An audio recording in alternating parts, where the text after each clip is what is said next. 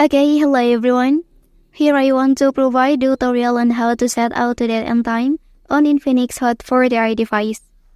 Well, setting your device to automatically update the date and time ensures that it stays accurate without manual intervention. This is crucial for various reasons. First, accuracy. Automatic date and time settings ensures that your device displays the correct date and time, which is important for scheduling events, meetings, and appointments accurately. Second, convenience. You don't have to manually adjust the date and time when traveling to different time zones or during daylight saving time change. So, let's go to the tutorial. Okay, firstly, enter to the settings menu on your device. Well, so here simply scroll the page and select system option. After that, look for date and time and tap on it. Okay, lastly tap on the first one, and here you can select whether to use network or use GPS provided time.